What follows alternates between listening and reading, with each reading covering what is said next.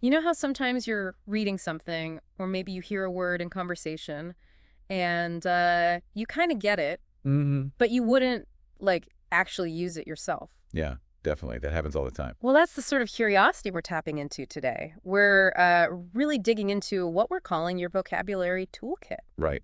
And you've shared some great sources with us.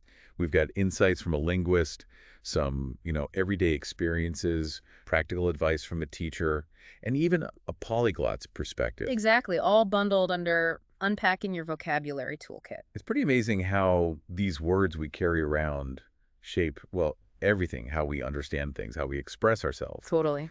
And what's interesting in the materials you shared is how, despite the different viewpoints, some really clear themes emerge. Okay. So our mission really is to pull out those key ideas about, how big our vocabularies actually are, and maybe more importantly, give you some practical ways to grow them. Without feeling like you need to swallow a dictionary whole.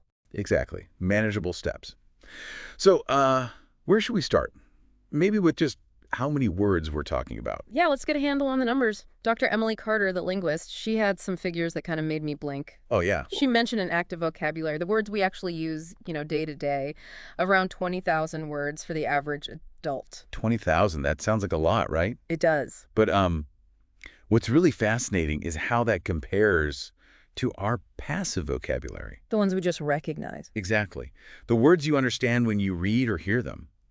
Dr. Carter's research suggests that number is closer to 40,000 words, maybe even double the active count. 40,000. Wow. Okay, so for every word I actually say, there might be another one just sitting there in my brain that I get. Pretty much makes you think, doesn't it? Why the gap? Yeah, it really does.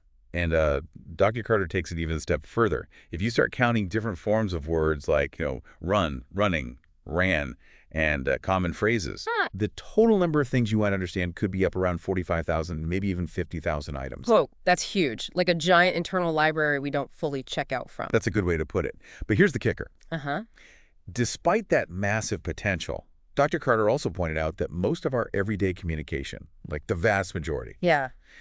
it relies on a much smaller core group of words. Yeah. We're talking about the top 3,000 to 5,000 word families. Word families. Yeah. So like the root word and its common variations. Exactly. Those cover something like over 95% of what you hear and read in typical situations. 95%. From just 3,000 to 5,000. Yeah.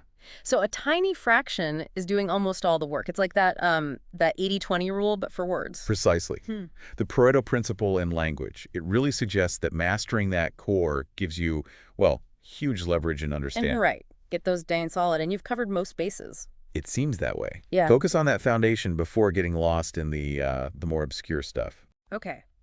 So, shifting gears from the big numbers. Let's talk about actually bumping into words out in the wild. Yeah, let's bring in Mike Johnson, the guy on the street perspective from your sources. Right. He has some really relatable examples, like seeing words. I think he mentioned ubiquitous or ameliorate. Mm-hmm. Words you see in articles made. Exactly. He understands them there in context, but he wouldn't, just drop ameliorate into a chat with his friends. Those are perfect examples of words sitting right on the edge, aren't they? In that passive zone. Totally. You grasp the meaning, but it doesn't feel natural to pull it out yourself. Oh. And Mike also mentioned those classic mix-ups, didn't he? Oh, yeah. Like affect versus affect. The eternal struggle. I think we've all hesitated over that one at some point. Absolutely. Little linguistic traps waiting for us. And I thought Mike's strategy for dealing with words he didn't know was, well, realistic. What did he say? He said, if he's curious, he'll look it up later. But often, if he's reading and short on time, he just tries to guess from the context and keeps moving. Which is what most of us do, right? You can't stop for every single unfamiliar word. You never finish anything. True. But Yeah. it does make you wonder, what nuance are we potentially missing when we just skim past? That's a good point. You get the gist, maybe, but not the full picture. So, okay, how do we actually bridge that gap then? How do you move words from just understanding them to actually using them? Well, this is where Mrs. Rosalou, the educator in your materials, comes in. She had a really structured plan. An 8-week roadmap, right? Exactly. Broken down into manageable chunks. Weeks 1 and 2, she starts with what she calls an inventory. Okay. Basically listing words you already like and use, making it personal, and then focusing on mastering that core vocabulary we talked about, those top 3,000 words. She even suggested using something like Anki, a spaced repetition system. Oh, interesting. Starting with what you know and like, that sounds less scary. And drilling the core makes total sense based on Dr. Carter's point. What about after that? So weeks 3 and 4 are about active use. She suggested journaling and consciously trying to weave those new words you're learning into your writing. Right, actually using them. Yeah. And at the same time, reading more challenging stuff, articles, maybe books, and picking out, say, 10 unknown words to really focus on from each piece. So finding them and then immediately trying to use them, that feels like it would stick better. It's about closing that loop between input and output. Then weeks 5 and 6 are about solidifying things. Oh, so. Using flashcards, maybe digital ones, with spaced repetition for the words you've collected. And also paying attention to context, she suggested noting down maybe 5 new terms you hear in a podcast, for example. Ah, listening, yeah. Hearing words used naturally with tone and everything, that must help lock them in too. Definitely. Diversifying your input. And the final stage, weeks 7 and 8. Yeah. That's about moving beyond single words to common phrases, idioms, expressions, the stuff that adds real fluency. Right. And importantly, a reflection stage. Looking back. Yeah, reviewing the words you've learned over the 8 weeks. Which ones actually feel like yours now? Her point was, with this kind of consistent effort, you could realistically add maybe 20 or 30 words comfortably to your active use in 2 months. 20 or 30 sounds doable. And, maybe more importantly, you build a habit of learning. Right. It's sustainable, not just a short sprint. Okay, so that's a practical plan. Now let's bring in that other angle, the multilingual one. Ana Garcia, the polyglot. Anna's perspective is fascinating. She really highlighted how knowing other languages can give you this sort of natural boost, especially for your passive English vocabulary. How does that work? Well, think about languages like Spanish or French, which she mentioned. They share so many Latin roots with English. Ah, okay. Like related words. Exactly. So if you know Spanish, seeing an English word like ameliorate, it might instantly connect to ameliorar in Spanish. Right. You get an immediate clue to the meaning, like a little linguistic shortcut. It's a huge advantage for deciphering new words. And Anna also said that just the act of switching between languages sharpens your awareness. How so? It trains your brain to notice subtle differences, nuances in meaning that maybe a monolingual speaker might overlook.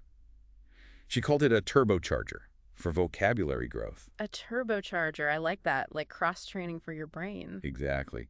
But she did add a little warning, didn't she? Oh, yeah.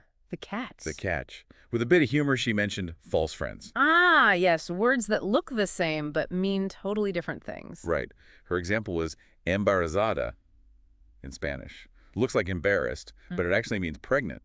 Uh-huh. Yeah, that could lead to some awkward situations. Definitely. So while the connections are mostly helpful, you do have to watch out for those tricksters. But overall, her point was that being multilingual can seriously speed up both understanding and eventually actively using new vocabulary. So quite a journey we've taken today. We've looked at, well, the surprising scale of the words we already know, even if we don't use them all.